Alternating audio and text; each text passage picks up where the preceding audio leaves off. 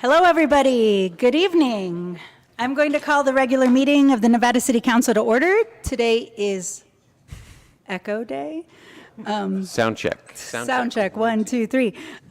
Today is Thursday, August 23rd, 2023, and it is 6:30 p.m. Hello, everybody. Welcome. It's nice to have folks here.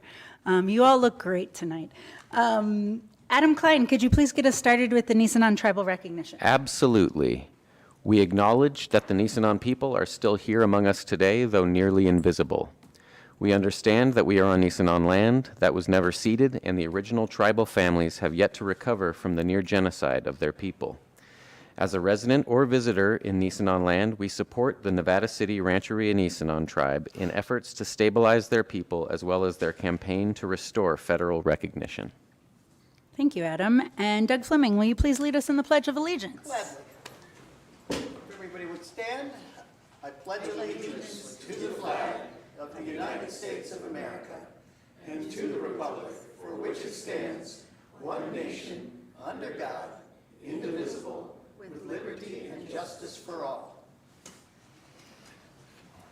Thank you all. Keith Collins from the City Attorney's Office is joining us via Zoom. Hi, Keith. And Donna Wilkins is our Assistant City Clerk in training this evening. So Donna, will you please offer us the roll call? Yes. Councilmember Cece? Here. Councilmember Klein? Here. Councilmember Fleming? Here. Vice Mayor Peterson? Here. And Mayor Fernandez. Here. That was perfect. Thank you so much, Donna. Well done. Well done. Next, we're going to move on to the adoption of the agenda.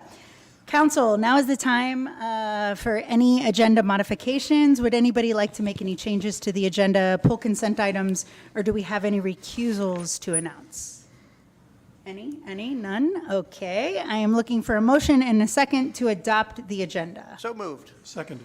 So we have a motion by Councilmember Fleming and a second by Councilmember Cece. All those in favor, please say aye. Aye. That sounds unanimous. Motion carries. Excellent. Moving right along, we've got some presentations this evening.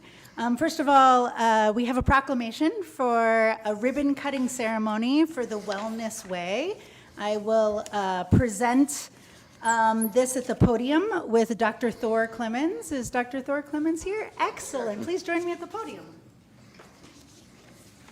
I'm going to get a picture of this. Makes me feel really old You know Thor? that he's a doctor because he looks 12. He used to work security. He used to work so- security for me before he went to chiropractic school. Yeah. Go ahead. Sorry. That's quite all right. So this evening, we're honoring the grand opening and ribbon cutting of the Wellness Way. Whereas business initiation, development, growth, and expansion are important threads that bind strong communities. And, excuse me, there's a typo in here. The Wellness Way is open for business. Whereas the Wellness Way is opening a clinic at 355 Providence Mine Road in the Seven Hills District. And whereas Dr. Thor Clemens is the owner and provider responsible for the Wellness Way. And whereas Dr. Clemens notes, the Wellness Way embodies chiropractic philosophy in a holistic healthcare package. And whereas a grand opening and ribbon cutting ceremony will be held at the Wellness Way on Thursday, September 7th, 2023 at 5 p.m. And whereas the grand opening and ribbon cutting ceremony will be an opportunity for the city, community, visitors, and businesses to visit and enjoy the Wellness Way. And whereas the City Council and the City of Nevada City wish to recognize and applaud businesses as investors in our community. Now, therefore, be it resolved that the City of Nevada City and the City Council of Nevada City hereby honor the opening of the Wellness Way and urges those who visit, live, work, and play in Nevada City to seek wellness locally by patronizing the Wellness Way and all of our Nevada City businesses, or by attending the grand opening and ribbon cutting ceremony on September 7th, 2023. Congratulations.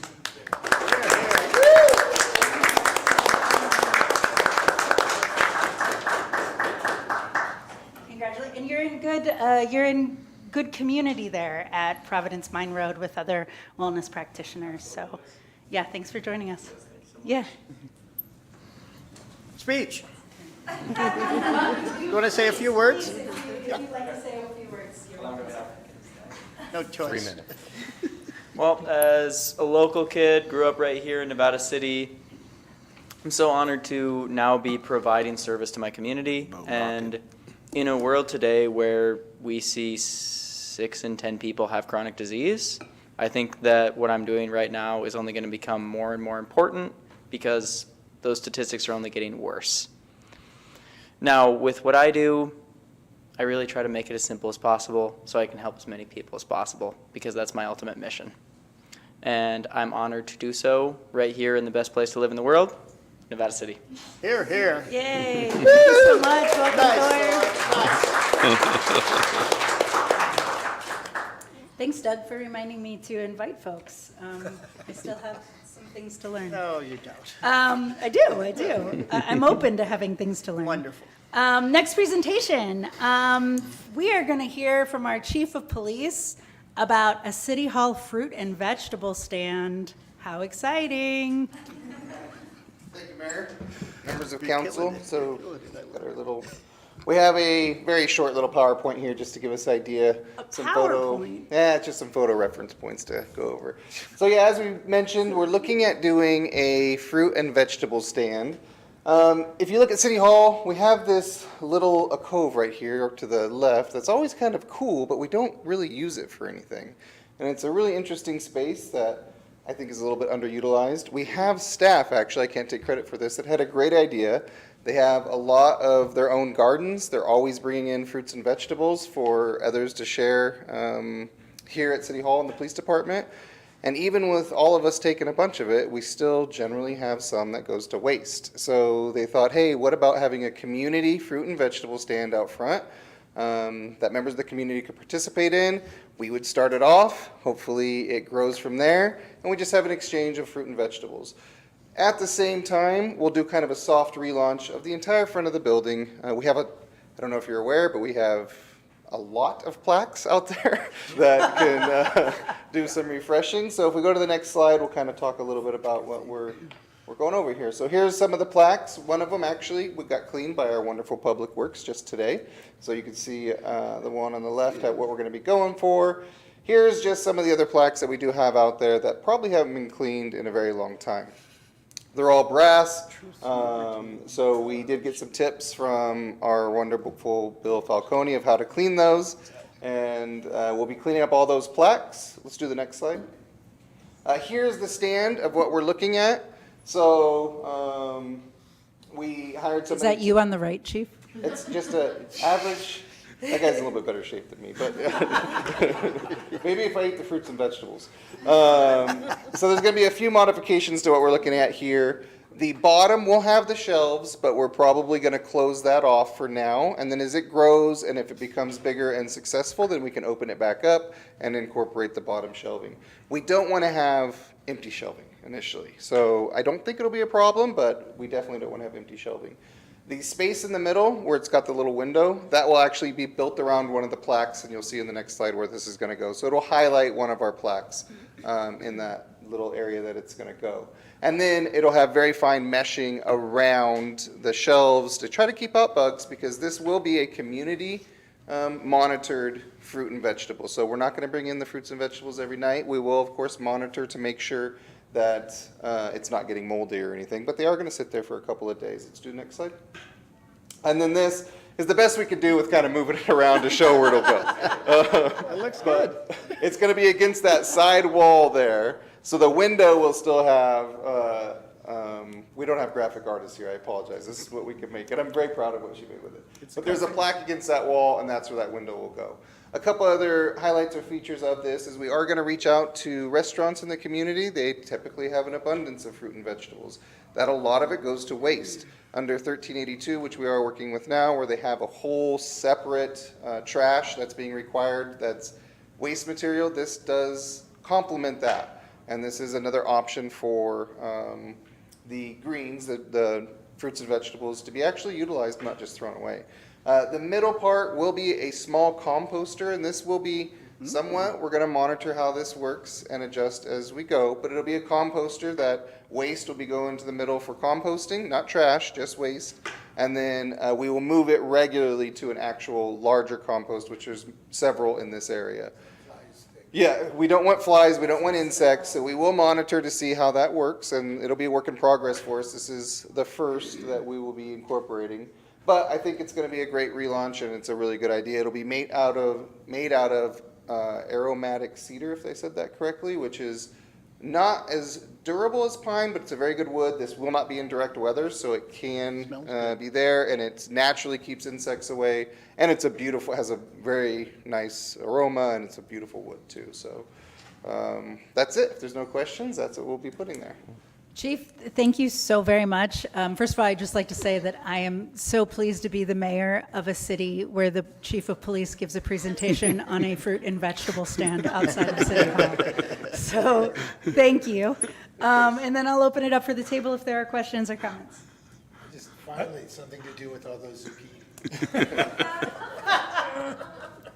And meanwhile, I am there with one tomato on my tomato. This has gone through the planning commission for how it looks. We're working with them. Well, she's here. But we're working with them through the entire process. We'll work through that. We're still in the very early stages. Obviously, we just got our plans for it. We wanted to present it here first to make sure there's no comments or concerns with it. And it will go through the standard process. I think because it's not, we'll make sure it's all, of course, Good. done correctly. I'm glad to hear you are following the proper channels, sir. Chief, have you reached out to Sierra Harvest? They have a gleaning program where they, get excess fruit and vegetables off of things, and, they're big at staffing the fruit stands at schools. So they have plenty of food. I mean, I shouldn't say they have plenty of food, but they do stock these kind of stands. No, I have not reached out to them. I'll give you their number. That would be awesome. Yeah, they're great.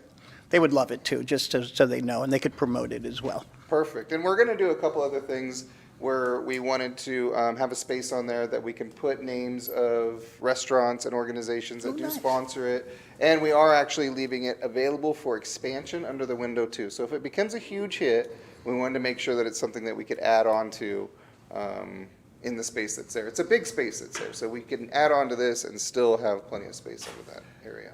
We have that food box across from SPD, which is stocked with, other kinds of food, but, based on the use that gets, I'm sure this is going to be a very popular stand. That is very popular over there. We are going to limit ours to fruits and vegetables Yep. only. We don't want canned goods or bread or that type of thing, but Outside Inn has one too. Yeah, absolutely. Get some fruits and vegetables to the guys down by the Nevada Theater. Improve their diets. Public comment. okay. All right, thank you Thank so you much, very much. Chief. And credit to Brittany, who is the employee that he mentioned. And so even before this starts, Chief noted that we have this already. Whole bunch of cherry tomatoes at our front desk. First come, first serve. So if you're watching this video, come by and see us tomorrow and get them before they go. They'll go before the vegetable stand is built. Excellent, thank you so much. All right, moving right along, we've got a couple more things on the presentations list. One is a holiday recognition of Labor Day, and I'd like to read this recognition. On Labor Day, the City of Nevada City honors the working people who support our community, fuel prosperity, and drive our unique and growing economy. Our nation, state, and region owe a great debt to workers in myriad fields and jobs that have sustained us through truly unprecedented times. Nevada City has a long history of a diverse and dynamic workforce working in almost every sector recognized by the Bureau of Labor Statistics, from tourism to mining, from agriculture to art, from high-tech to custom handcrafted creations. The Nevada City workforce is unique and wonderful. The city's strategic plan includes a business initiative that seeks to support businesses, industries, and those that work in the community. The strategic plan also includes a housing initiative that seeks to support workforce housing, especially for those who work in our community but cannot live here. The city is committed to continuing to curate its eclectic mix of businesses, expand access to good jobs, secure safe and healthy workplaces, and create new pathways for upward mobility. This September 4th, 2023, Nevada City will observe Labor Day in honor of the hard work, energy, and innovation exhibited by our local workforce. Let's give it up for the origins and the true meaning of Labor Day, folks.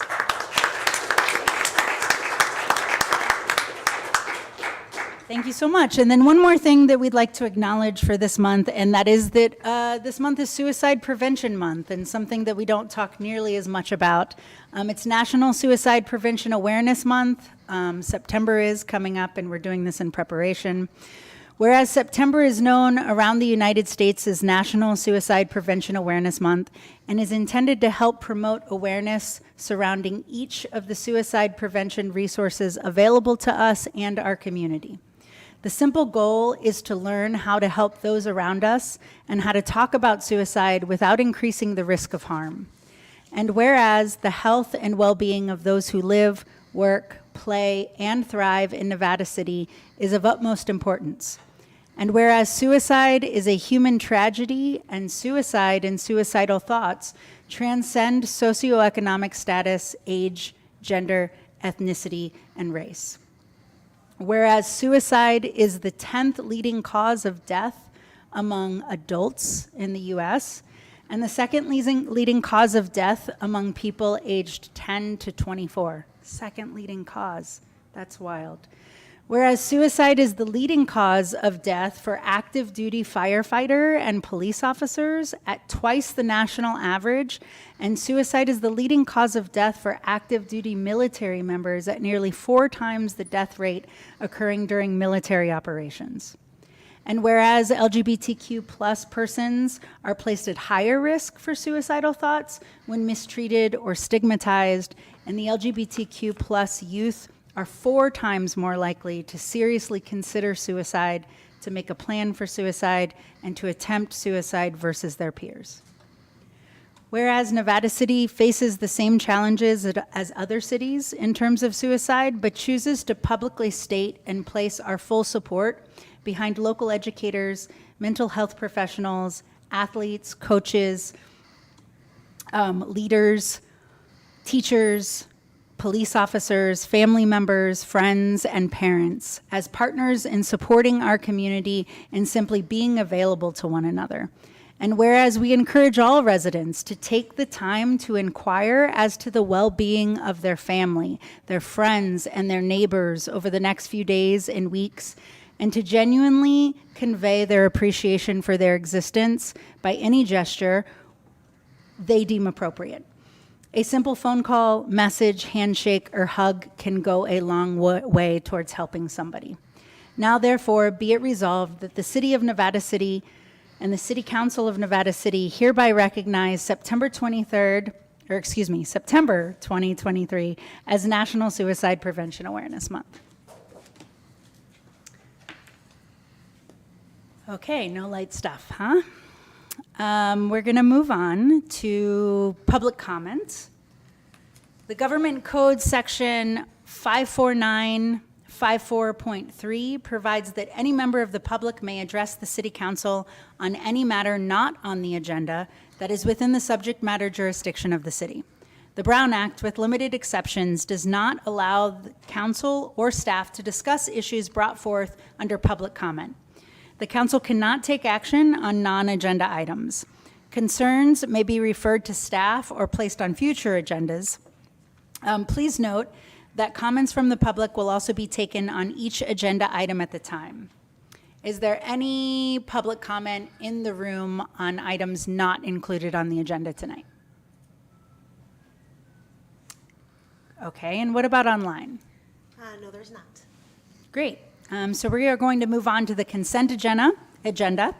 All items listed under the consent agenda are considered to be routine in nature and will be approved by one motion.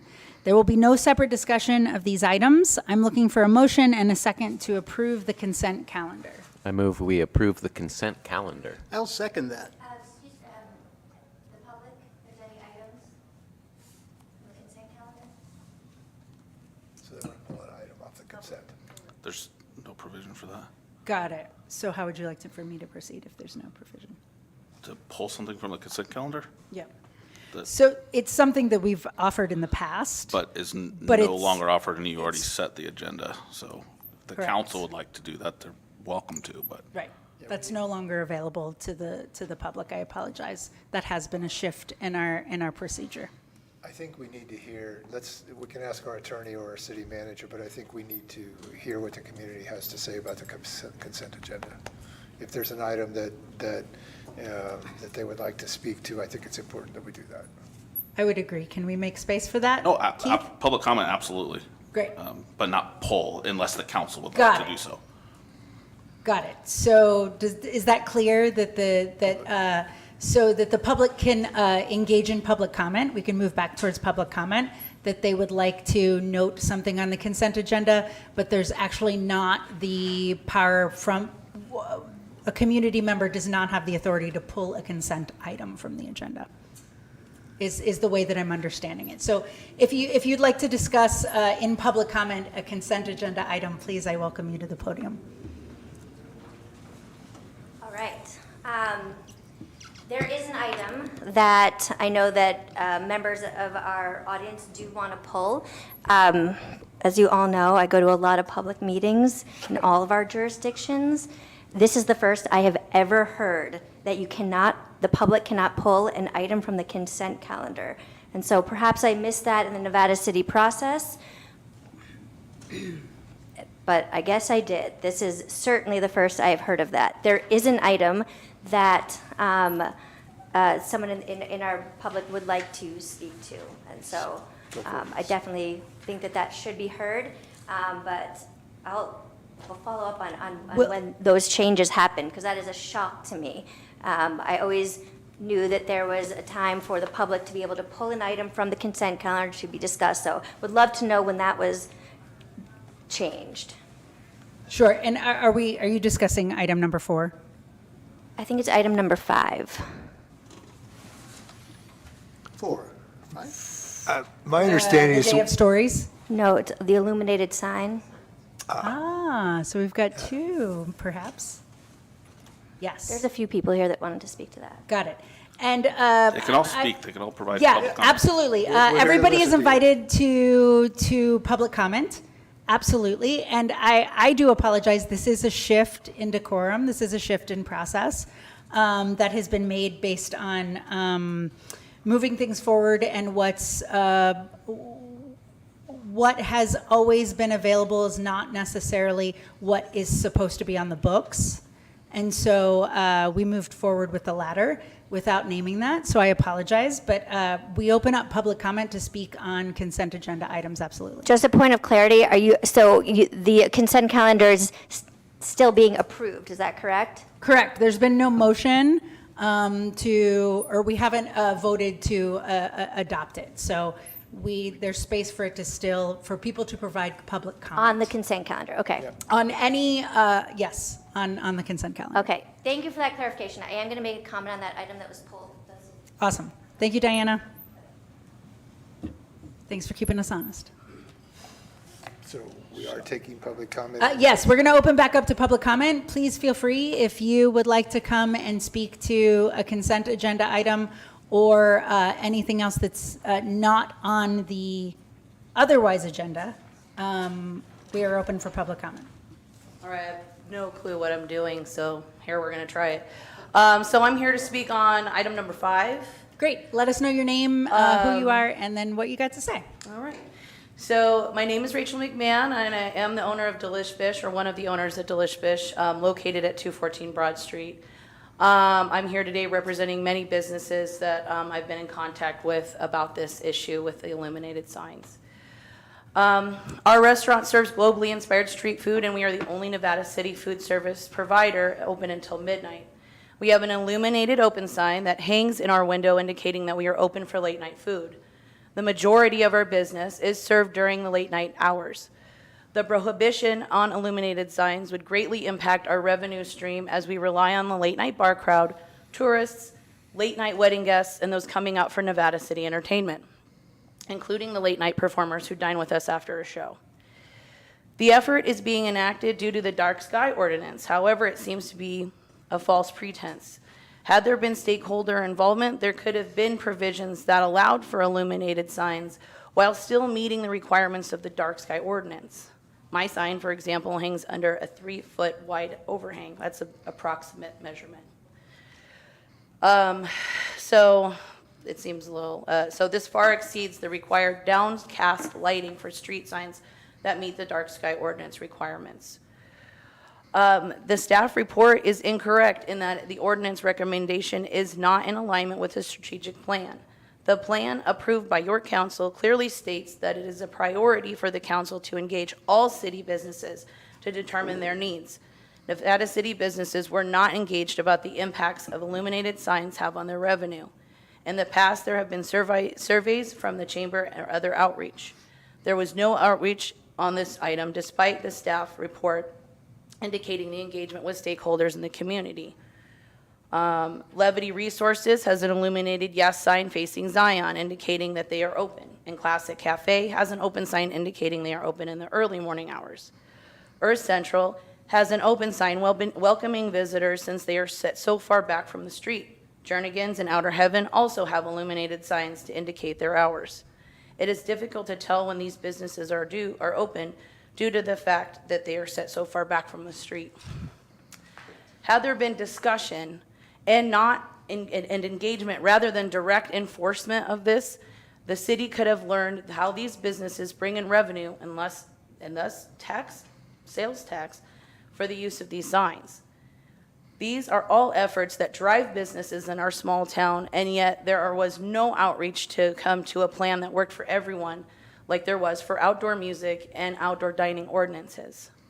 The City Council has a business committee which is responsible for supporting the local economy and providing input to the rest of the council on policy that would impact local businesses. However, this item did not come before the business committee. There could have been thoughtful dialogue and a recommendation. We need an opportunity to discuss with the business committee and stakeholders the parameters for the signs that would meet the needs of the city, the dark sky ordinance, and support for businesses. Items such as if it's under an overhang, the size of the sign, the allowable lumens of the sign, and the purpose of the sign. For example, open signs only, not like major, bar signs everywhere or whatever. I'm here today to respectfully request that your council does not approve the second reading and does not adopt the ordinance today, and that your council send it back to the item back to the business committee for input. It is a business goal of the Nevada City strategic plan to support and curate an eclectic mix of unique Nevada City businesses. My business, for example, serves Corriadillas and banh mi's at midnight, and there's not really much of that going on here or within a 100-mile radius or anywhere. Yep. Rachel, I want to stop you there. I'm so I'm sorry. good. That's We good. have Let's come up 3 with a minutes. solution. That's my point. Yeah. Thank you so much. Thank you. I appreciate public comment. There are other members of, yes. I'll speak to this item. Thank you. I am aware that this is out of process. I know this is the second reading and the adoption, so I want to make that statement. I feel strongly about this to be able to come today. As you all know, I care very greatly about our business community here. I care about the vibrancy in our downtown.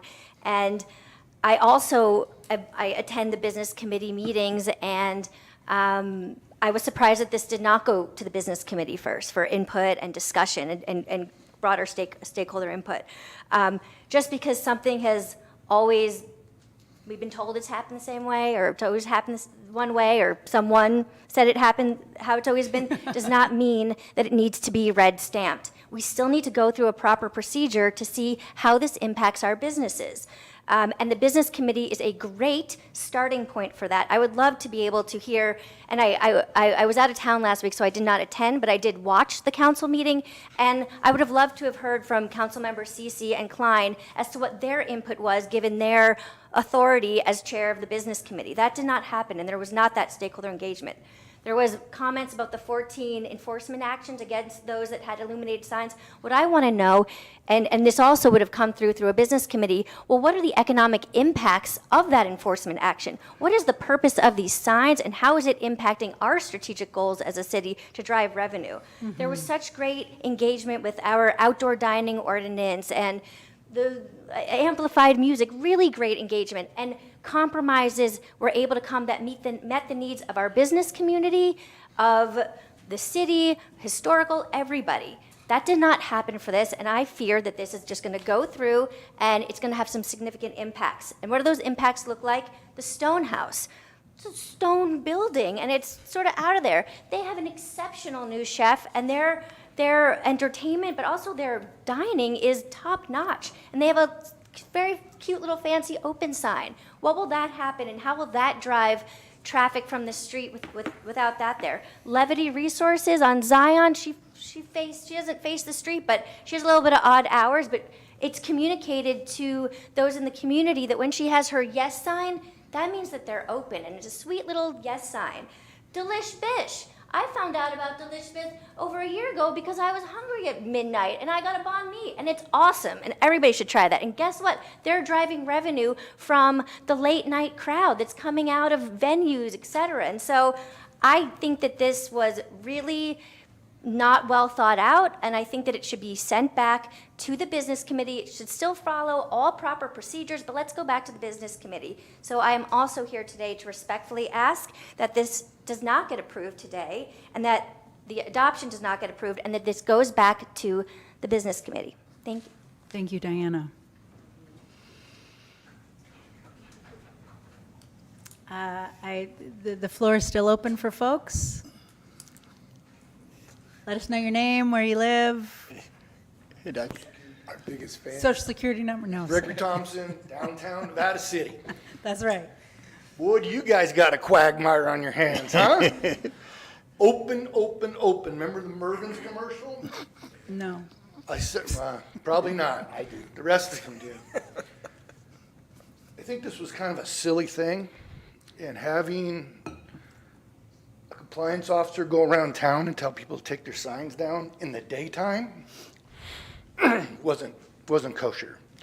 So I'll second the opinions and the motions of the past speakers. You guys probably should table this tonight and let it go back for more input from the community.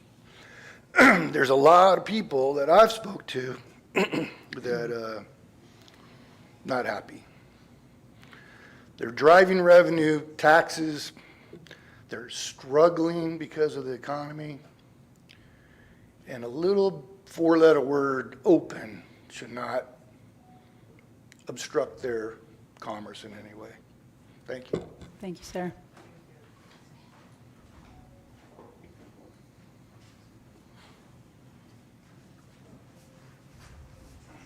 Hi, my name is Alana Richards. I work for the Delish Bish and am a local patron around town.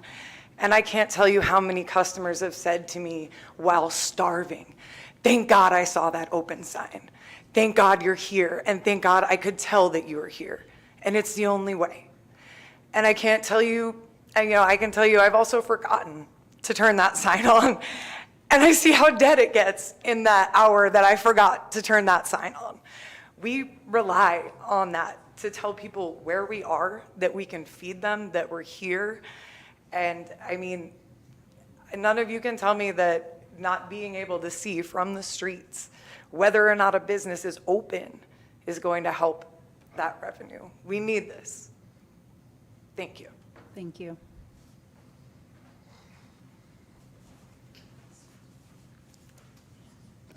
Hi, I'm Jeannie Wood. I live on Red Dog Road in Nevada City. I'm also the executive director of CATS. I'll talk about the matter that I'm here for later. But I don't know how many. We have shows at the Nevada Theater. When we leave, we are starving. There's no place open. And I said, well, let me think. Grass Valley, there's Lumberjack, and there's, I don't think about Nevada City because I don't know of any places that are open. Or maybe Friar Tuck's, you can go and get, I don't know, so the need for late eatery is really important for those people in theater at the Nevada Theater. And I think with Sierra Stages and everybody else, they come out and they're famished. The actors are famished, the crew's famished, the patrons are famished, you know? So I just didn't realize this was going on, so I just want to add my 2 cents. Thank you so much, Jeannie. The room is showing up. What else have we got? Anything else from the room? On any consent agenda item?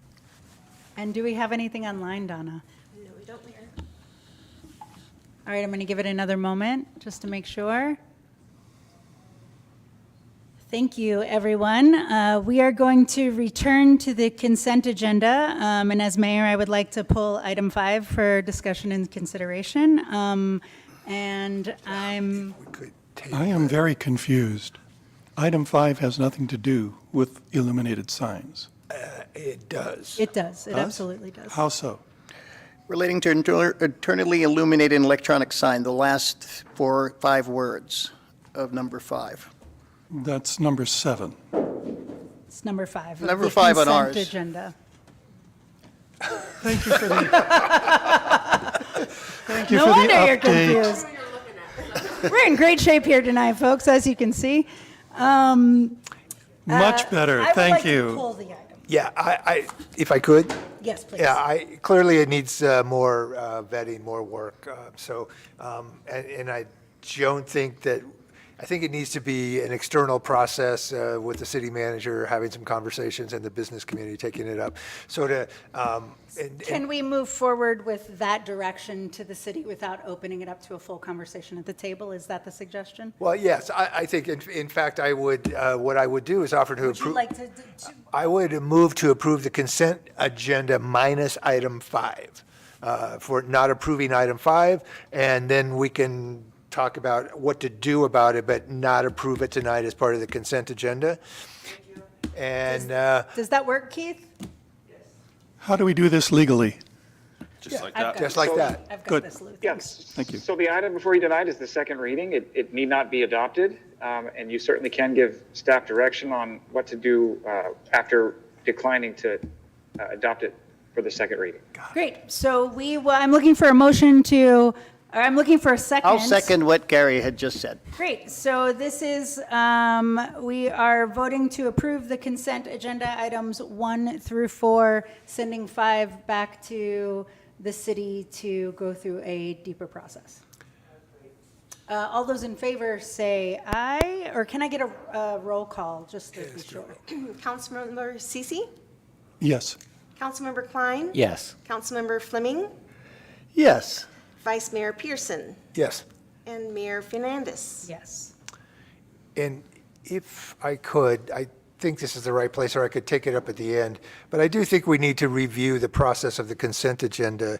Like Ms. Gamson, my experience at a number of meetings is the ability for the public offer to pull a item on consent, off of the consent agenda for consideration. So I'd like to revisit that, however that needs to take place. Great, I agree with that. All right, thank you, everybody. This is what local government looks like right here, people power. Moving right along. First item on the business agenda, item number 6, consideration for an update on the 2024 Chinese New Year Parade organized by Community Asian Theater, also known as CATS. First, I'm going to send it over to our city manager, Sean Grayson, who will then invite Jeannie Wood to the podium.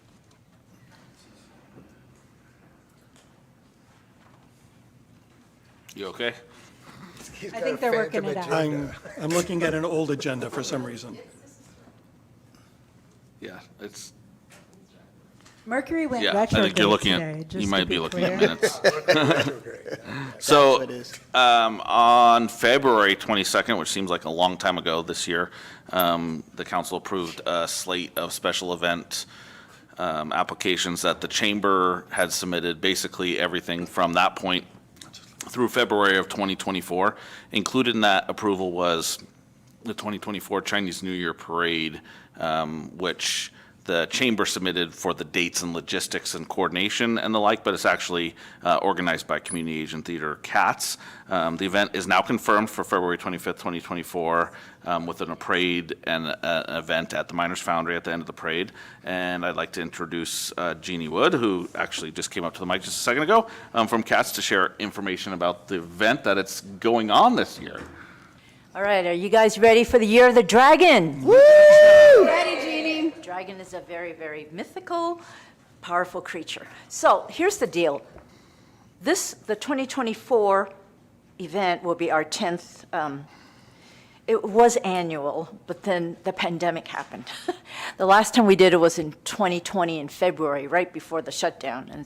And so we've been dark since for 3 years. But this past year was very interesting. People started calling, "Are you having it?" I said, no, it's still not, well, it takes time to plan and all that, and it didn't look like it was safe yet, because you gather a lot of people. We don't want to be responsible for that, even though we have insurance. Don't sue us, if you come down with COVID. So we just figure out, just have another year go by. But it's very interesting that people were calling from all over, so they remember, they like it, they come from all over, they come from Sacramento. I don't think Auburn has one. Well, Marysville has their own Bakai Festival in March, so that's their thing. But we do it. We do it because people like it, and we honor the early Chinese pioneers in the Sierra foothills that worked in the gold mines and built the railroads. So we honor their legacy, and we have partners with the city of Nevada City, the Chamber, Nevada City Chamber, Miners Foundry, and you guys. And we're going to march from the bottom of Commercial, up Commercial, cross Broad, down Broad a little bit, and then down Bridge Street where Bonanza Market is, and then come down. And we were going to straight go into the Foundry and have the Lions and Dragon perform in the Foundry parking lot. But Sean mentioned, how about having them perform on Spring Street? I said, oh my God, so I hadn't thought about that. It's a great, bigger space, accommodates more people, and I think the Foundry would be more happy with that than us, being in their parking lot. So that's an idea that we'll discuss. We'll have a meeting with the city and the chamber in November, because December is very busy, but we have to get going. We need lots of volunteers, info@catsweb.org, okay? We need people to parade, manage the parade route, and I need a stage manager, production manager. I just need people. So anybody interested, contact me and I'll put you to work. Jeannie, can you say that email one more time? Info @catsweb, CATSWEB.org. Awesome. Yeah. Thank you so much, Jeannie. Please, I welcome you to stay at the podium. I'm going to open up the table to council members for comments or questions. We could never have enough parades in our city. We are a parade city, and we love parties. So this seems like my only concern is the weather. well, I know. One year we did do cancel. about that, but we can sure have a parade. I know. Yeah. Well. But you have everything lined up, and I hate to cancel, and I did that one year. It was so disappointing. We're going to have exhibitors and food and entertainment, and it's all free at the Foundry, okay? So it's a family event. People want to make a donation, there'll be donation jars around, but it's free admission, and that's what we want, is people to be happy and enjoy themselves. Excellent. That's wonderful, Jeannie. Thanks for bringing it back. And I know it's a heavy lift, and especially after a little while. But, I remember 2020, and, I brought my son, who was probably 10 he was 8 at the time, but he just loved it. He was marching in the parade. It was such a fun event, and it's definitely a more unique parade. We have a lot of parades, but this one is very special with, lots of rich culture and tradition, and I think we need to see more of. So Yeah, thank you. we're going to have school children. They're busy working on their dragons right now and their fans and all that. We'll have our taiko drummers, and we'll have Mulan, our Mulan from every year she dresses up. She's great, and who knows? People just we'll see. We usually in our Grand Marshal will be Eliza Tudor of the Arts Council and her staff. So she'll be waving her wave. So what else? Golly. Anyway, yeah. Thank you. Mm-hmm. Thank you, Looking Jeannie. forward to it, Jeannie. Thank you. Okay. Anything else? Anything else? No? I think this is a wonderful idea. I'm so delighted to be able to live in a community that has so many different cultures to celebrate. There you go. Nice. A few different. Okay, thank you. Yeah. Thanks, Jeannie. Thanks, Jeannie. Thank you so much. And we don't need any further action on that, correct?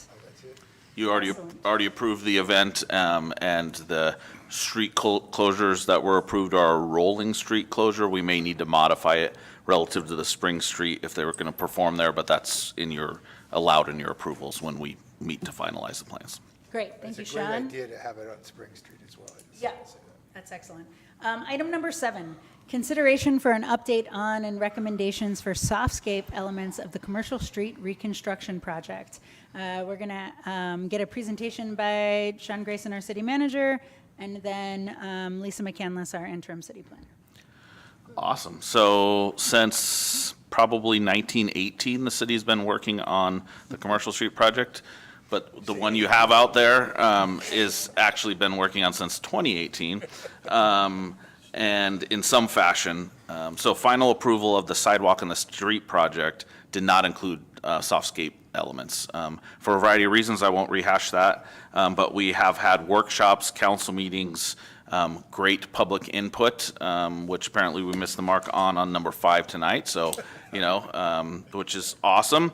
So, always opportunities to improve, and so this is reflective of a similar kind of vein, is that the last workshop that we hosted was on-site of the project when it was nearing completion in October of last year. The project, essentially, the softscape elements have just laid dormant since then. So we're looking to pick the process back up, really get it across the finish line.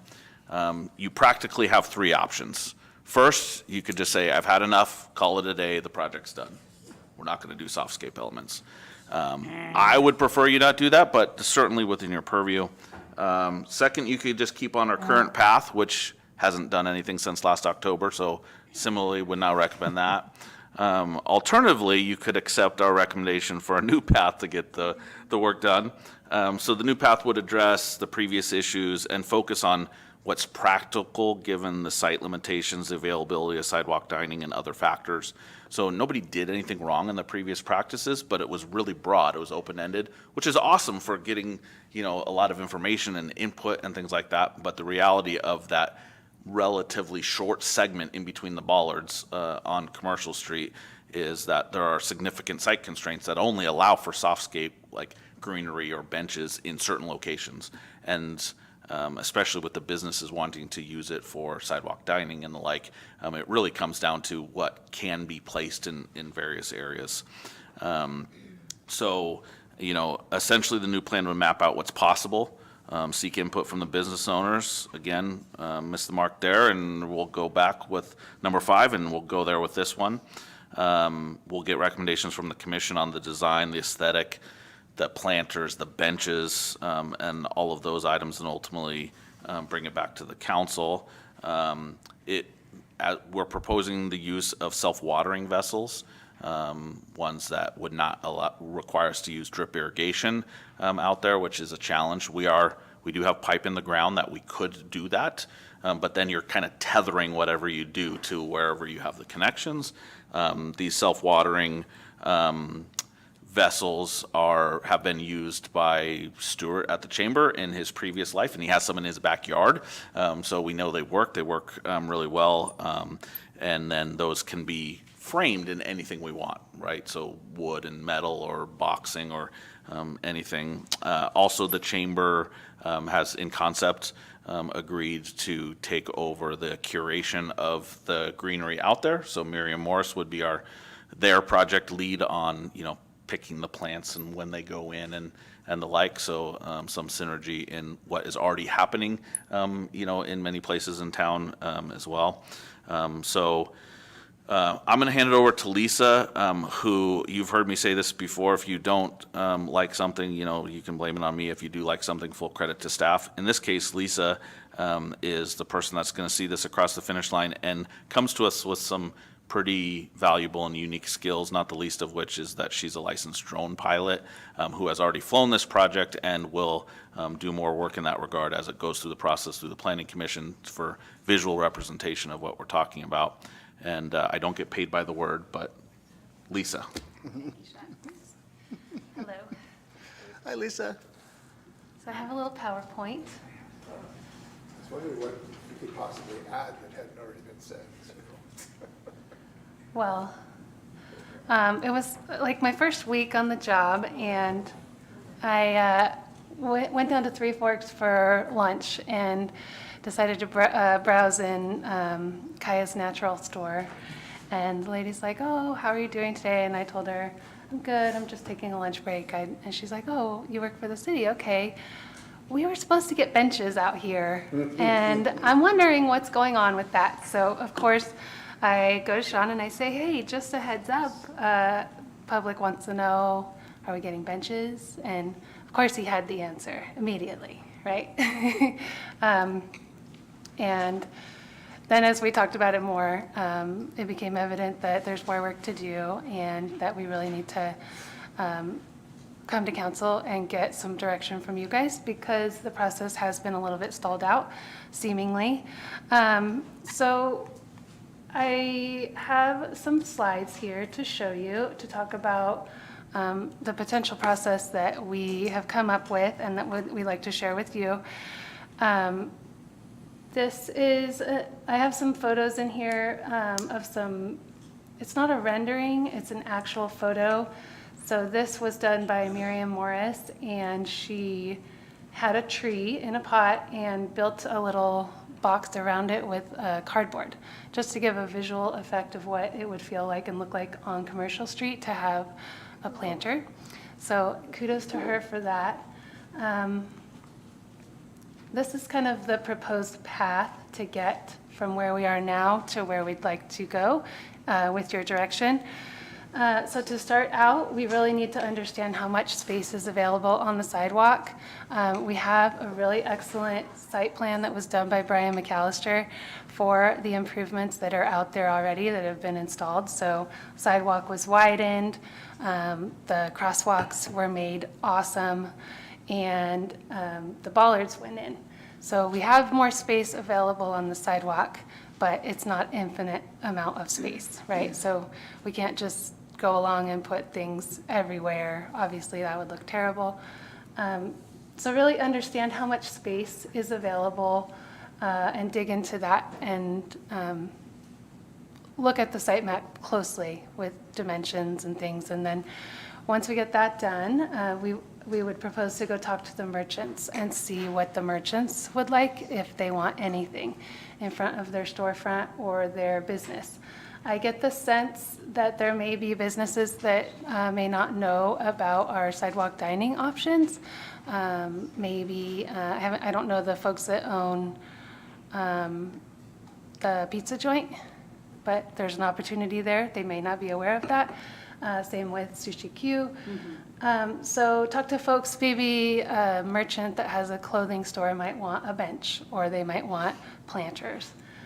See who's interested in what, and then analyze if there's space for that or not to see if it's even feasible. For example, I'll skip ahead here. If you see the photo on the right, we have a couple of balconies on Commercial Street that constrain the space. So in those instances, to maintain path of travel for ADA accessibility, we wouldn't necessarily be able to add a bench in that same exact area. So that would be the next step. And then we would do some initial selection to consider sizes of things that we might propose. So maybe a few options of planters or a few options of benches, and then add them to a site map, a 2D site map, and really get an idea of how that would look in the space. So it is, a relatively small area. We only have so much space to work with. We don't want it to get crazy cluttered. And then, once we have some initial footwork and design work done, we would present to the Planning Commission to review planters and benches to be sure that they were being chosen to match what our design guidelines are and our outdoor dining guidelines. And then once the commission had agreed with our recommendations on the chosen features, then we would bring it back to council for final approval. So here's the current conditions, what it's like now. These photos are taken midweek. I think most of them were in the morning. So it's pretty quiet, much different story on the weekend. As we all know, anytime I come downtown on the weekend, every seat is full. And people are sitting on curbs and eating ice cream on the sidewalk. And elderly people don't really have a place to sit and rest. So I think there's really a need for the benches specifically. Some merchants are going ahead with their own planters. As you can see on the left, that's J.J. Jackson's. I just took that photo today. I think it looks quite nice, but allowing the merchants to have something like that type of an encroachment in the sidewalk without it being an issue, I think could be really beneficial. The one on the right is another image from Miriam's work. These are an example of the self-watering planters that Stuart over at the chamber tipped us off to. The idea would be to obviously show them to the Planning Commission, and if they're like, those really don't fit with the historic district, then, have some alternatives proposed with building a wooden box around it with some steel to make it look like it fits with the historic character. I know there's a lot of words on this page, so I'll just go off of my notes. And it's really just a wrap up with what we've already talked about. Important to partner with the chamber. Utilize local experts would be Miriam Morris. She's so talented. She does beautiful work. Site-specific design based on the actual space that's available. The softscape elements would be chosen for what works well for merchants, the city, and the public. And then the Planning Commission gets to weigh in on those elements. The results would be less ice cream cones spilled on the sidewalk, a place for elderly people to rest, a beautiful and more visually interesting streetscape without compromising historic district character. Nice. Lisa, Sean, thank you so much for that presentation. It's always really nice to have visuals and images, and the way you broke that down in process was super, super helpful for me. I'm gonna bring it back to the table. Comments or questions? This is just a receive an update on the softscape elements. So now would be the time to add any questions or suggestions to Lisa and Sean. I can speak from experience. I was at Rose Market. My darling wife was at Rose Market, and they don't have a men's section anymore. So I went outside to wait for her, and I tried to sit on the little railing where the window is, and my big butt, I couldn't sit on there. I kept sliding off, and so there needs to be a place, and then I ended up sitting on the curb. And so, I understand now. This thing had a whole history. It's had a long history. But, just a simple place for people to sit is something that I think is important. When we get into the controversy, I think, if there is any, it would be about who gets what table in front of their restaurant or things like that, and what is equitable. Because like Crazy Horse can't put benches or tables in front of their place, but Heartwood can. And so how do you make it? And then there's a whole ABC issue of, if you're serving alcohol, you have to have it in contained. So that's why Three Forks has gone and fenced off their area. So there's a few other moving parts. I think it's great that we're finally getting to the softscape stuff. I appreciate the presentation and the guidance that you're going to provide. And I just look forward to seeing what we can do to make it even better than it already is. Yeah. One thing I forgot to touch on was the idea behind the fixed elements is that they're actually not fixed elements. They're movable, they're changeable. We could tweak it. That's kind of the benefit of doing the self-watering plantings, is that we're not planting a tree in a tree well, or we're not proposing that, or having drip irrigation that, has to come out of the sidewalk. So That's just a key. note on that. It is key too, because businesses could change over the years. What is a restaurant may no longer be a restaurant, and then, vice versa, something that's not a restaurant can become a restaurant. So those elements do need to be able to be shiftable. So that's great. So if it's not fixed, does it come under the purview of the Planning Commission? Don't they deal with fixed elements? It doesn't come under the purview of the Planning Commission strictly. It's Brian's world, it's the engineer's world, street, sidewalks, right away. However, the council has made it abundantly clear that things like this shall go through the Planning Commission. And so that's, they effectively become your advisory body for all things in this regard. And you could choose to take their recommendations or not, although I think they essentially always make a better project when we run it through them first. What they did with the sidewalks, the crosswalks was really spectacular. So, they have a great eye for detail, and I certainly support their viewing this. Great. What else? I was going to say the satisfying ADA requirements always makes these kinds of projects so much more challenging, but it's so important and necessary, and I appreciate that you've been thoughtful about that, and I know the end result is going to be stronger because of that.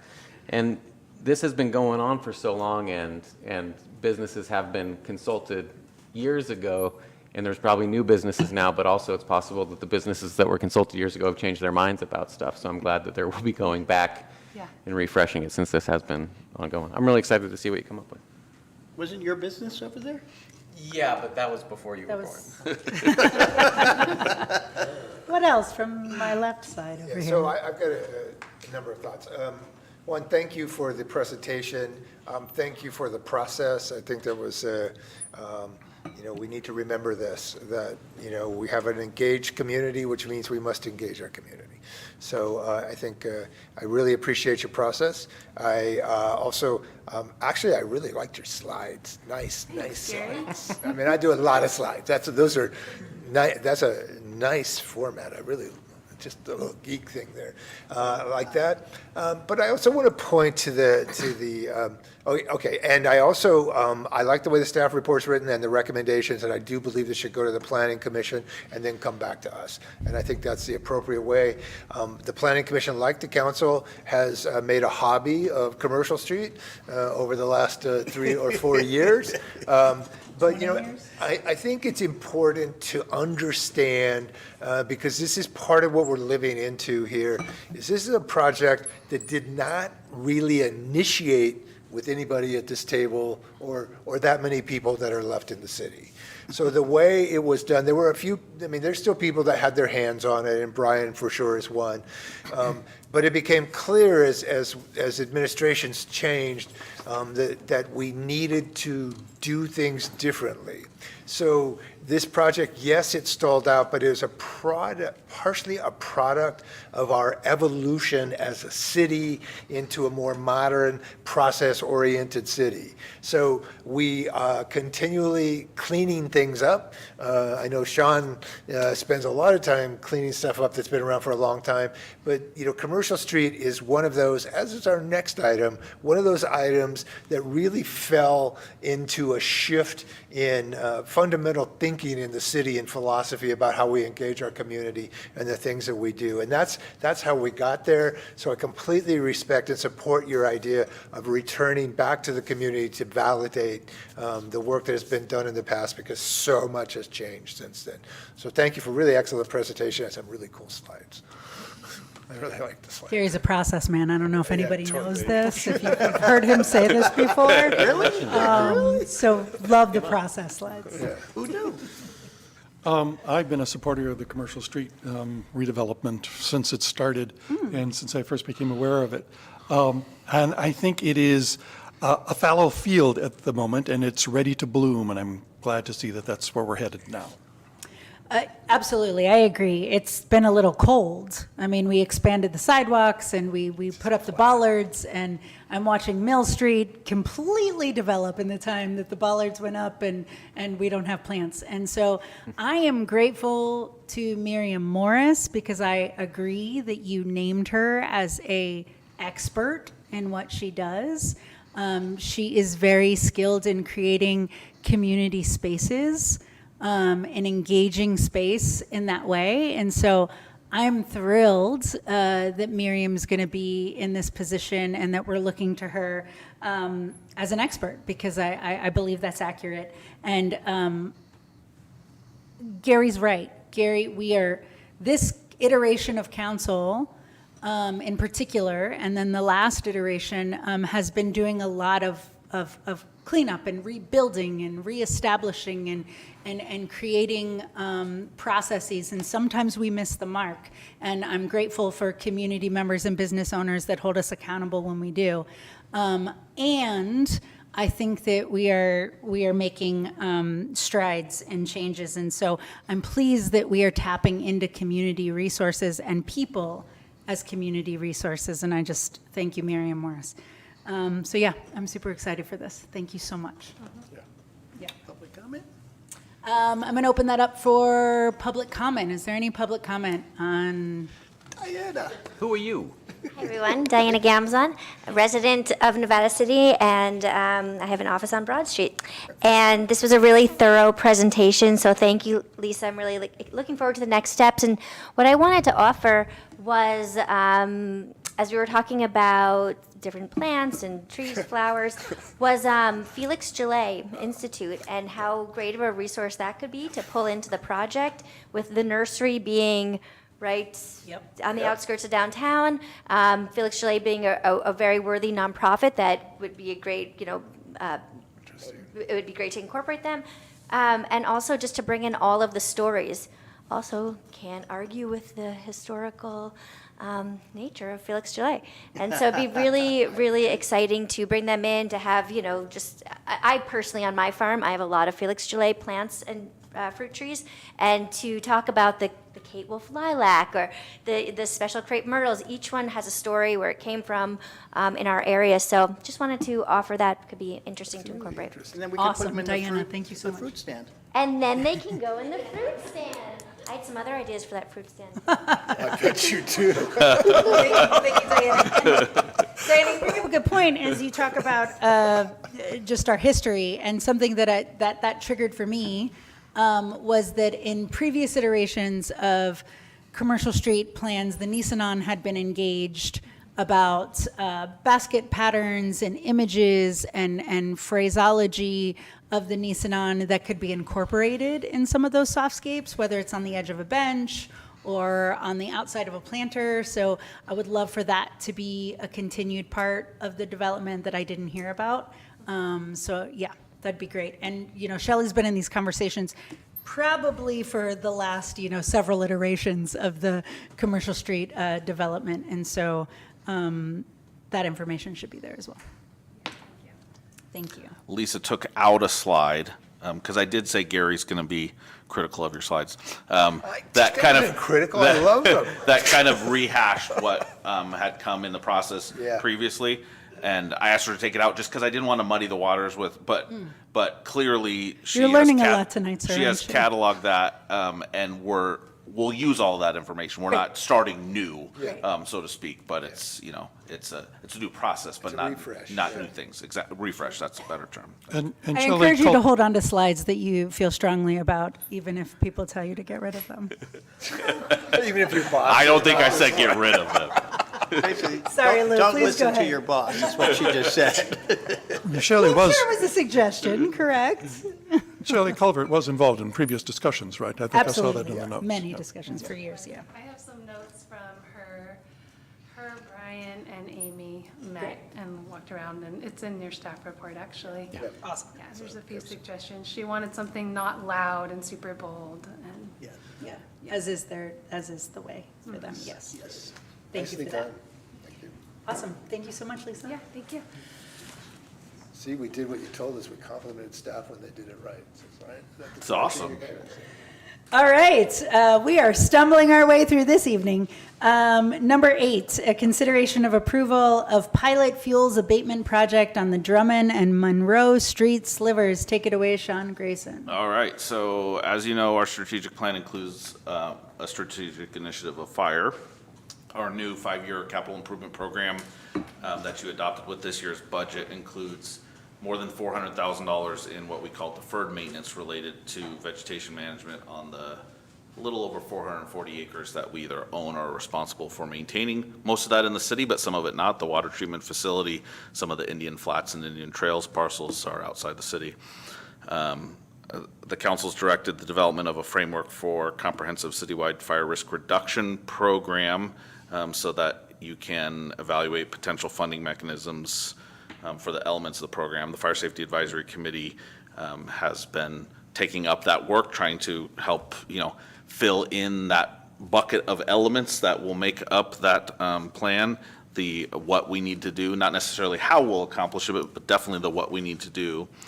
And they have made recommendations in the past on vegetation management practices on city-owned lands with some specific treatment recommendations on what we call slivers, which are unparcelized pieces of land that the city owns or is responsible for. So if you looked on the county mapping or the assessor's map, there wouldn't be a APN number for it. It's these little, most of them are little pieces all throughout the city. Some of them are actually pieces of right-of-way that are unconstructed road or attached to a road. But for the most part, they come from the time when California incorporated. We were once part of Yuba County, and then they split Nevada County out of that. Nevada City incorporated as Nevada, and the state said, hey, everything that's inside of your 1 square mile, because that's all we were at the time, that is not already a parcel or already a road is now yours. But they didn't draw any lines to make any parcels, so we'll end up with these things called slivers. So the slivers make up a very small amount of the land that the city is responsible for maintaining. However, they are generally interspersed with our homes and with our businesses, and they're highly visible representations of how we maintain our land or how we don't maintain our land, which has been the practice for a very long time, which is not unique. It's foothill communities. None of them are, maintaining their land in a robust way. Paradise maybe being, an exception to that, but they had to learn a very, very hard lesson. So what we are talking about tonight or asking for your direction on is that 2 of these slivers, referred to as the Drummond and Monroe slivers, about 0.33 acres total. They've had some previous vegetation management work completed on them, but no recurring process. And so this is not a project. This isn't something where you can just mow it once and the weeds never grow back, because that would be amazing, but it just doesn't work that way. In May, your new vegetation management and defensible space ordinance went into effect, which essentially follows state and county standards, and it includes defensible space for adjoining parcels. So in other words, the city owns property that amounts to defensible space for people's homes and businesses, because it's part of the 100 feet, goes past their parcel and onto ours. In order to demonstrate the need for the processes that need to go under the fuels treatment projects that need to go projects that need to go on these, the recommendation from your colleagues, council members on the Fire Safety Advisory Committee, is a pilot fuels abatement project for the 2 slivers. So essentially, we would develop a treatment plan for them that brings the parcels into compliance with our new vegetation and defensible space ordinance. And it also serves as an opportunity to document something, right? So we will take before and after pictures, and Lisa will fly it with the drone, and we'll have, video and picture representation of here is what something looks like in non-compliant condition. Here's what something looks like after the fact in compliant condition. And we can call out those specific things, right? So here were blackberries, here's where they were removed. Here's a tree that was limbed up but not taken out, because now limbed up, it's compliant. A variety of those kind of factors. And these 2 lots both provide, slivers provide different and some unique factors to go along. So we need to do this either way. In the long run, we need to be taking care of all of our parcels. But these are two great examples that the Fire Safety Advisory Committee has been talking about for quite a while that can be that springboard to the, demonstration of need. So our process would essentially be we'd look to build that treatment plan. We would use, to the extent possible, use our own forces to do this, because if in the future we're going to be able to do it citywide, it would have to be with our own crews.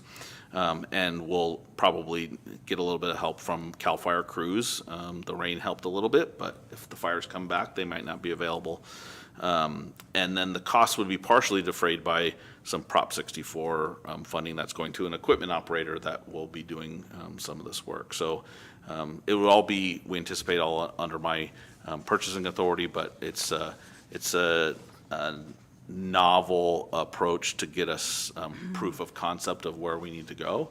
And with the support of your colleagues, I'm bringing it forward tonight, and obviously support the program and would love to see it. And I think it would be very, very helpful for the community and for our fire department to be able to show what things look like before and after, because we mitigate a lot of properties and our community members do a lot of work. And then a year goes by and they're like, oh my gosh, I have to do it all over again. I don't get credit for all the work that I did. And this will be the kind of that representation of the work that needs to go in and the process that needs to be ongoing. And with that, I'll give it back to you, Madam Mayor. And I'm sure that the members of the Fire Safety Advisory Committee would love to jump in as well. Great. Thank you so much, Sean. Before we go to the Fire Safe Advisory Committee, we're going to go to public comment. But before we do that, I'm going to call for a 4-minute recess. I have to go to the bathroom terribly. So 4 minutes. 4 minutes.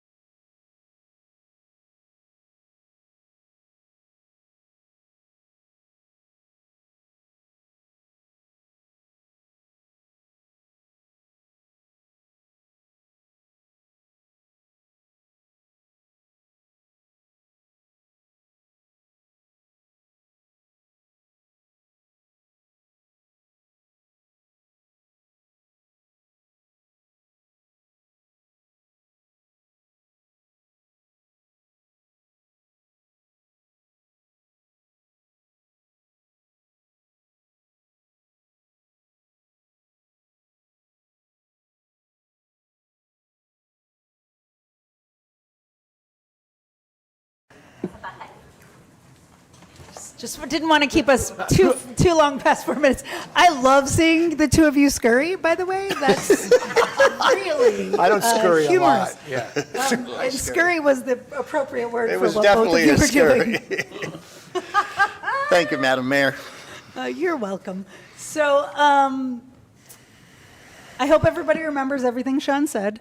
I am going to open item number 8 up for public comment. And just a reminder for folks, this is the consideration of approval for pilot fuels abatement project on the Drummond and Monroe Street slivers. Public comment, please. Good evening. Mayor Fernandez, council, staff, ladies and gentlemen. My name is Paul Loomis. I live at 627 Spring Street. And I want to speak in favor of this item and urge council to adopt this, this program, this project. A little bit of history about the Drummond Street sliver, and then I'm going to ask you to add some additional considerations to this project. Drummond Street sliver is basically right in my backyard, and Vice Mayor was out there and looked at the property with Randall Frizzell and also, yeah. So you guys know where this is. Randall is a member of the Fire Advisory Committee, and people know him. So on June 29, 2022, Randall sent the city manager a note, email saying, I've marked the corners to make it easier for contractors to visualize. It's an irregular shaped little piece of property, as the city manager has mentioned. This is not a parcel. This is just basically an extension of Drummond Street, but it goes straight downhill. I mean, you couldn't build Drummond Street out on this, but that's what it's called, Drummond Street Extension. And then, so Randall marked the boundaries, put up some flags, and admittedly, not a surveyor, but he and Gary Johnson, another neighbor, pasted off and used a map and roughly marked the corners, anticipating a contractor is going to be coming out there and is going to be interested in that. Theo Fatanides, also on the Fire Advisory Committee, sent Chief Goodspeed a note saying, can you help me with the property corners on this sliver?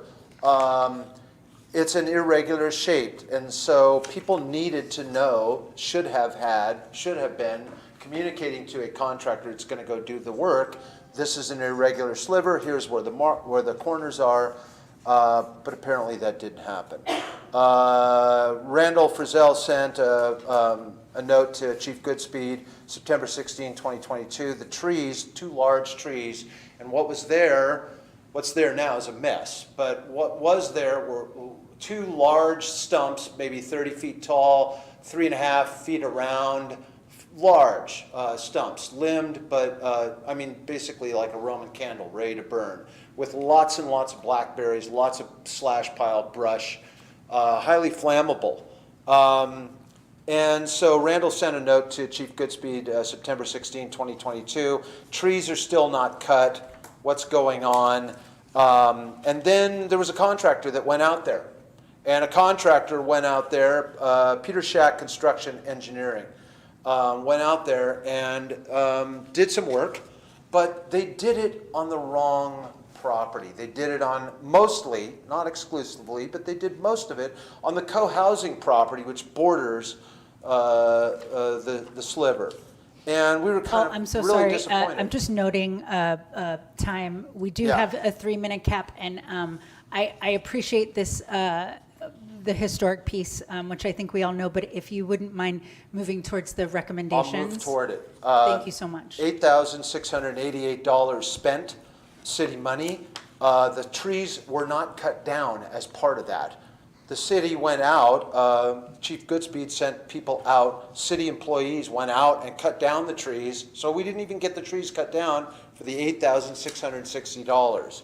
Also some additional money, a GoFundMe piece, $2,300, that was gone, disappeared, no accounting for that. My request, I'm speaking in support of the measure, and Sally Harris, my neighbor, has sent you all a letter with 30 different signatures from people in the neighborhood. It's a concern. I think neighbors want this kind of a project, a program. I want to express the desire for fiscal oversight. I want to express the desire for follow-up in the management of the money. If you're going to send somebody out, can we please have someone supervising them? Can we please know that the work is going to be done? Can we please have someone, a specific person in city government that we can connect with and say, hey, are you going to come out and finish this? It's due, et cetera, et cetera. Thank you very much for your attention, and thank you for your service to our city. Paul, thank you so much. Thanks. Okay, any other public comment in the room or online on this item? Yes, we have a hand up. Go ahead. Can we reset the public comment clock? Hello? Go ahead. Yes, hear me. Yes, Can you hear me? Go ahead. Yep. Yes. Hi, how you doing? Matthew Coulter. Hey, I hiked a few trails around town recently and saw a lot of buildup that people that have the opportunity to just throw things over the back edge of their property seem to be fully taking advantage of that, which leaves a huge pile of dry fuel. And this is in the watersheds. And it's unfortunate that they're taking the easiest way out by just throwing it over the edge. But this is something that really needs to be dealt with. So if you just walk any of the local trails, I'm sure you can see off the back of people's properties this buildup. I know you're talking about the pocket parks and the slivers, but everything that is kind of out of sight is a sliver in Nevada City, and it seems like it's really built up a lot of fuel. Thank you. Thank you, Matthew, and welcome back. Okay, we're going to bring this item back to council. Thoughts, comments, concerns? Well, I'd like to speak a little bit about it because Gary and I are on the Fire Safety Advisory Committee. Please. I think picking these two slivers is a really good idea for a demonstration project.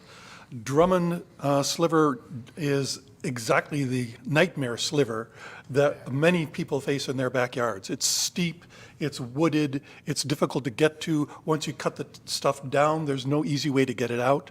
So if we can, as a city, demonstrate how to do that, then I think we will be helping a lot of people. And the Monroe Street is very visible, and it will be easy to get to. Unlike the Drummond Street sliver, which is hard to get to, but the Monroe Street sliver, which is just also on American Hill, would be easily visible by anyone driving by. So I'm glad that we picked these two slivers as our demonstration. Thank you so much, Lou. And Gary? Yeah, okay. So a number of things. Yes, these slivers, thank you, Lou. They are a good choice, and particularly the Drummond sliver is, yeah, that's a lot of work, looking at it and checking it out. Again, I referenced in my previous comments about the history of things. And I know there's been an enormous amount of energy expended around these slivers. And it is the frustration is earned. This is a process of the city having moved forward. When this council was formed and these sliver projects came up, it was under a completely different administration, and it was not an administration that really, in any way, shape, or form, favored community engagement or input or participation or pretty much any kind of requests at all. So that has changed, but in that process, this group was sort of left on their own to find things to do, and that's where the slivers came into it. It was a really engaged, we have great volunteers in this community, but they did not receive support and direction. Again, there's no one here that did that. We are trying to move all of this stuff forward. And when it comes to fire, it's really critical that we get these slivers taken care of so we can move forward and do the real big work that is ahead of us. And there's a lot of work ahead of us. As Sean said, when Lou and I sat on the infrastructure committee, one of the requests that we made, and Sean was very helpful with this, was to identify the actual cost that we need to manage the city's open space. The slivers are 10.2 acres or just over 2% of the open space, the 440 acres of open space that the city has to manage. We need $400,000 just to get to ground zero on that. So, and I'm not going to talk about sales tax, but we have never talked about a general tax on this. We have always talked about a special tax.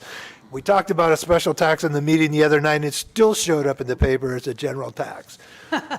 Just a point, because It's an important distinction. It's an important distinction, particularly for our community that has a long history of doing special taxes.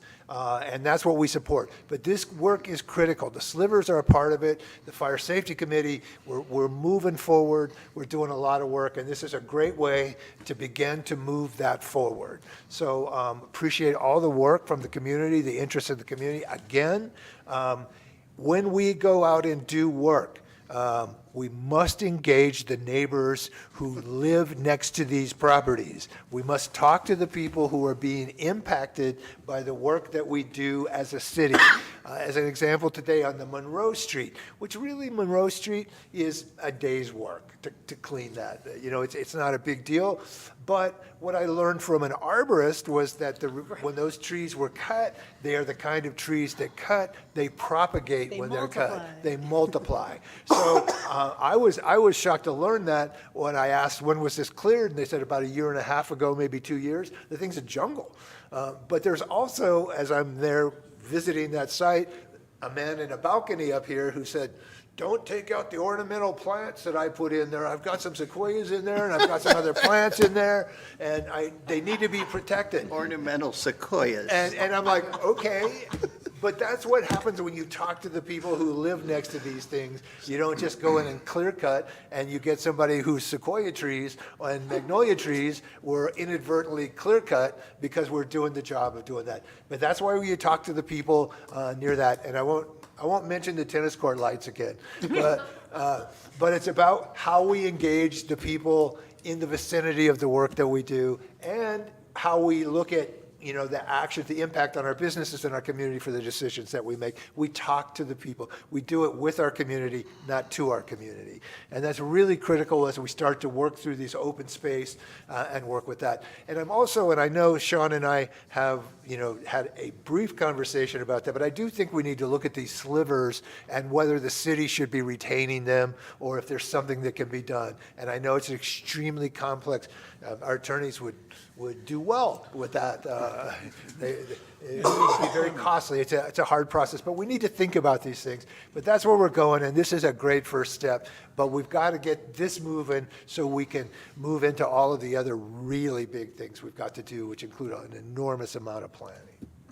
Wonderful. Gary, thank you so much. And what you bring to this committee is in large part why I asked you to join this committee. I made you. I didn't give you a choice. But I think it was an important move. So thank you both for your work on this, and thank you to committee members and neighbors. I'm going to open it up to the rest of the council, but I just want to say a couple notes of point on some things that you said, Gary. It's important that we engage the people in the vicinity of the work we do. And I think this is a theme for the evening. Not only is this true in what we're talking about now, but also within our business community. And I know it's been named, and here I am saying it again, but I think it's worth repeating as people are still in the room, and I'm still sitting with how quickly we moved forward on the signs piece. So that piece is really important, engaging the people in the vicinity of the work that we do. So thank you for that. And then also just the way that we've done things as a community. When those trees were taken down a year and a half ago, it was done in, it was well intended by someone who, by folks who have been around for a long time. And there's a way in which Nevada City has done things which don't necessarily prepare us for the future, but have been really focused on the past, right? And so for me, it's this iteration of this council and this man sitting right here have been, again, to reiterate something that's already been said, we've been cleaning up We've been cleaning house. We've been, I said this when the Hirschman's Pond property was demolished, how many years ago, that the city has been slumlords in a lot of things, and these slivers are no different. And so we have failed at some things, and know that we're not going to be perfect, but I do believe that this iteration of this council is committed to fixing those mistakes and righting those wrongs and engaging more with community, both businesses and property owners and renters and people who live here. So I'm really excited about this, and I totally support this, and I also want to open it up to the rest of the council. Yeah. Strikes me as a good idea if the city's letting people know what they can do to improve the fire safety of their properties, that the city does it with the city's properties as well. Seems smart. And also, I really love the aspect of using these slivers as a teachable opportunity of this is what we had to do to make them look like this, and it'll make it, I think, seem possible for others maybe struggling with similar situations on their property. Yeah, yeah, echoing what Gary said as far as, getting this right, as he would say, but also, engaging with the community, but also quality control. There has to be some level of quality control.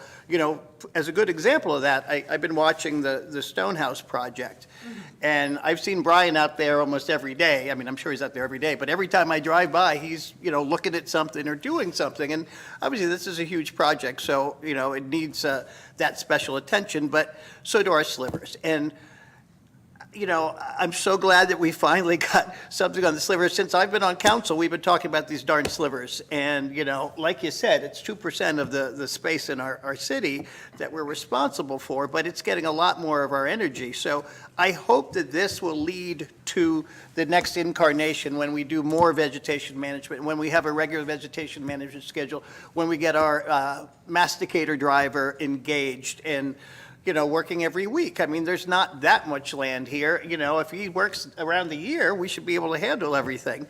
I'm just happy that we're finally, at a place, and I appreciate all the work that's done on the committee, and I appreciate what this committee has been through, because they've been through a lot.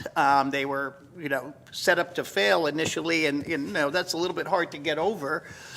So I understand there's a little animosity there, but I just hope that everybody could sort of focus on what we need to move forward collectively as a community to get the big ticket items handled. We're looking at the Deer Creek vegetation management. That's 375 acres that there's a grant to help plan that. And so we need the next grant to do the rest of the town. Then we need the implementation money. And so, this is a process. The process is just starting. It's taken a while, but we're there. And I think everybody has been very patient, but let's let this play out, see how it's done. When we come back and review the projects and give the before and after drone shots, people will understand what we've done. And then we could say, hey, this is what we're doing. Let us do some more of that. Please help.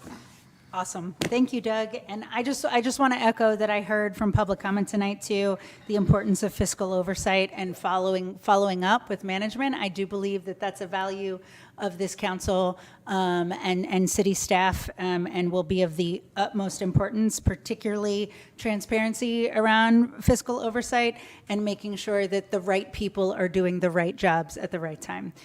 So I'm looking for a motion to approve consideration of a pilot fuels abatement project on the Drummond and Monroe Street slivers. I move that we approve the pilot fund abatement project on the Drummond and Monroe Street slivers. Almost got it. Do I have a second? A second. There you go. And so a roll call, Donna, please. Councilmember Cece? Yes. Councilmember Klein? Yes. Councilmember Fleming? Yes. Vice Mayor Peterson? Yes. And Mayor Fernandez? Yes, absolutely. 5-0, motion carries. Thank you so much, council. Thank you so much, public comment, committee members. We're going to move on to the city manager's report. Just a couple things for you this evening. I appreciate the council doing the proclamation for Suicide Prevention Awareness Month in September. We brought that because our next meeting won't be until halfway through that month. I would share that it doesn't have to be suicidal thoughts. So whether you call it dark thoughts, depression, grief, even significant stress are all reasons to reach out, talk to someone. As you know, my wife Vanessa and I lost our son Valerian 2 years ago this September 1st. Sorry. I can tell you with great certainty that I feel truly blessed to have been with him for even the short amount of time that I was, but I've been incredibly fortunate to have friends and family and people in this community that have supported me in that regard. And like I said, it doesn't have to be, the word suicide is stigmatizing, right? So, you know, people need a pat on the back, a friendly phone call for a variety of reasons. So most people have my cell phone in the community already, but if you ever need to talk, something's weighing you down, you can't get a hold of your coach or your pastor or your teacher or a family member or professional, my cell phone's 916-639-1545. Whew. September's always going to be hard for me. Thank you, Sean. But September, October is our newsletter. So coming to your mailbox before next meeting is our September, October newsletter. So please check out the information for city activities from now summer through Halloween. All kinds of good stuff going in there. Check out how we're partnering with the county and the Chamber of Commerce again for another really interesting Halloween activity in the downtown with some shuttles to the Rood Center and everything that you would ever want to know about water and wastewater billing as well. So, and that is all I have for you this evening, Madam Mayor. Thank you so much, sir. And I just want to say that I love your humanness, and I personally think that there's nothing, there's no demonstration of strength stronger than vulnerability and emotion and authentic feeling. And so I'm feeling into that with you, and I appreciate the way that you show up in space and all the time, and in this moment in particular. Thank you. Absolutely. Can we all just take a breath together?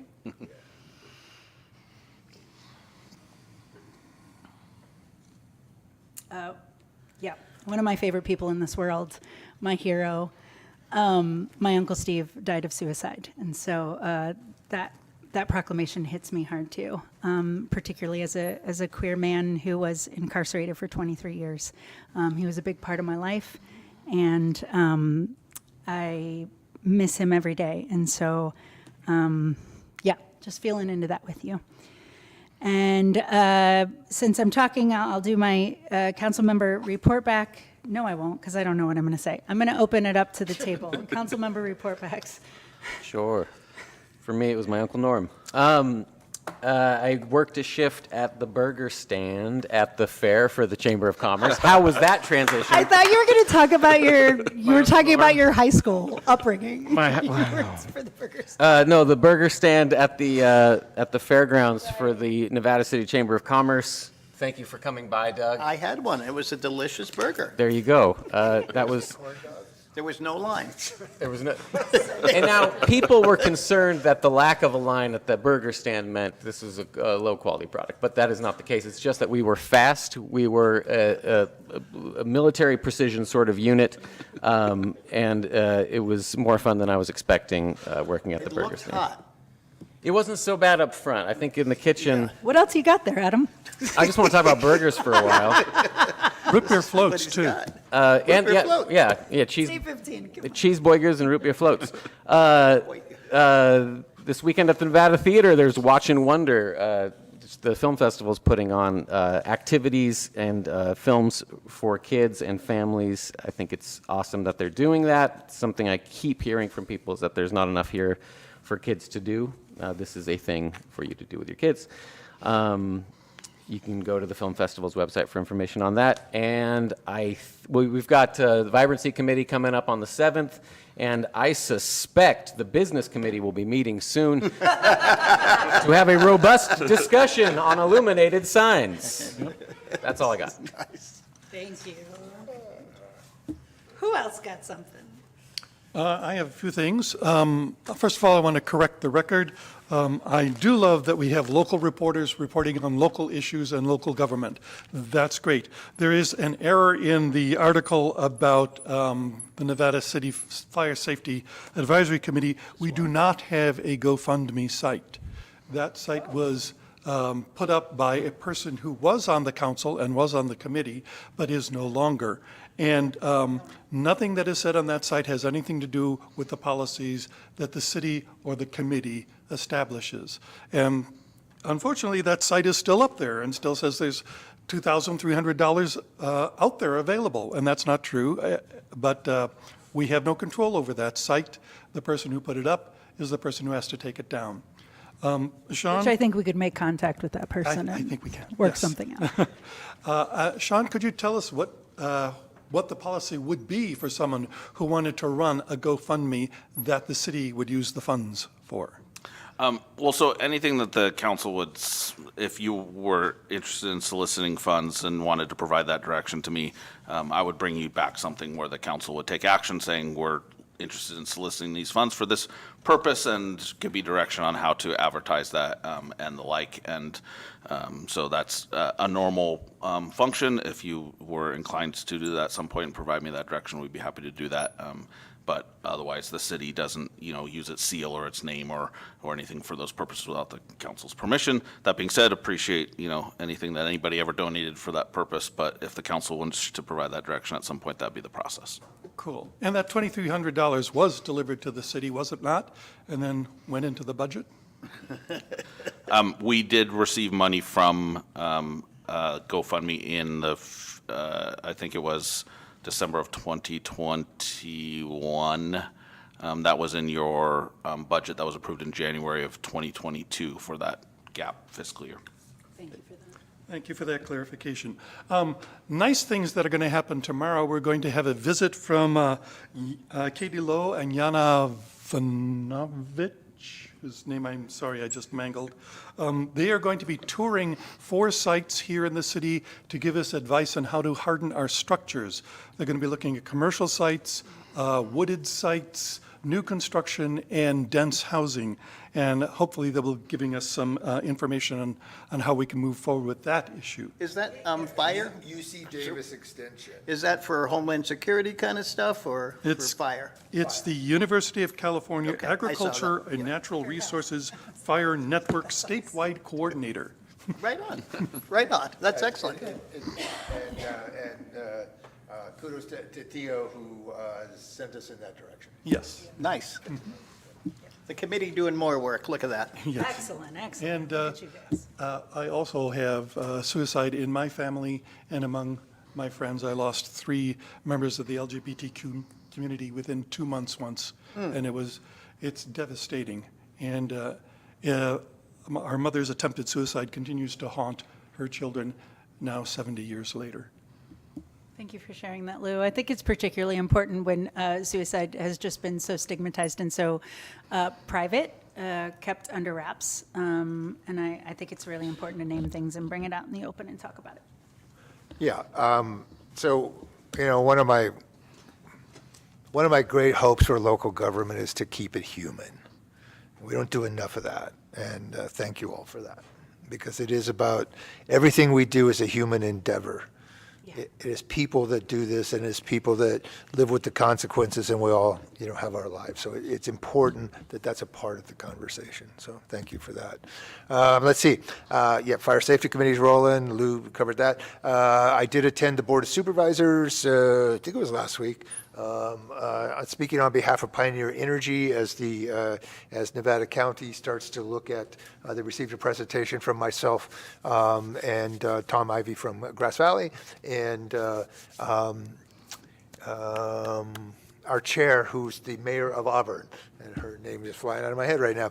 So we presented it was well received by the Board of Supervisors. Did that. I think I'll just, I can't remember what I said at the last meeting versus this one, but I did want to compliment Miners Foundry on their handling of the Jerry Bash. It was well managed. It ended on time. The impact was about as less as it's going to be, and I understand it was one of the largest ones they had. So, we did a lot of work, as someone mentioned, around the noise. I think Ms. Gamson mentioned that, and we worked with the Miners Foundry and with good results. So, I'll just stop there. Thank you, sir. And rain in August, imagine. Wow. Thank you for that feedback on Myers Foundry. I will pass it along to the rest of the team there. We did get a lot of feedback from the community. We do a survey before and after, and we had I think one complaint, and everybody was pretty happy about it. So that's nice to hear. And I did talk to Gary right after that, and he said it was handled well. I think we talked about this, and the music stopped exactly at 9:59. While we're talking about National Suicide Prevention Month, I just want to highlight the Mike Bratton Turkey Trot. Mike lost his son to suicide a number of years ago, and the beautiful thing that has come of that is that there's this wonderful running race, and it's the most popular race, I think, for around. I think there's usually like 500 people there, and it's a 5K, or you can walk it, you can hang out. There's something for everybody, and it's just a great community. It's a great way to come together right around Thanksgiving and share, connection and not being alone, So I encourage everybody to go there. That's it. Awesome, thank you. Just want to note, I know Adam mentioned first week of September will be 2 committee meetings that I am a part of. On the 5th will be the Housing Committee, which is Doug and myself, and the 7th will be Vibrancy Committee, Adam and myself.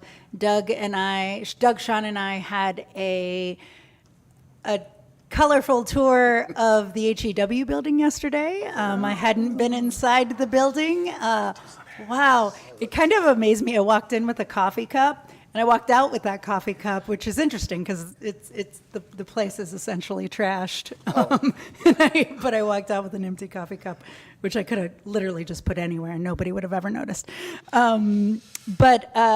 Really excited at prospects and being in conversation with folks over there on the possibilities of that property. And if you're interested in that conversation, join us at the Housing Committee meeting. I went to SAIL for the 2nd year in a row, our high school here in town, and engaged in a Change Makers panel for their 11th grade students, which was such an honor. And then also we'll be looking to host for the 2nd year in a row their seniors in a day of local government. Last year was the first year. Invited them into council chambers, talked to them a little bit about our function as city council, just inviting them into our process of local government. Looking forward to doing that again this year. They have a new social studies teacher, and hopefully that's the in for Sean and I to begin to develop more of a relationship and a sort of youth leadership program connected to local government. So that's all I have. I'm looking for a motion to adjourn this thing. Second. All right, we've got a first and a second. All those in favor? Yay! Aye. All right, let's get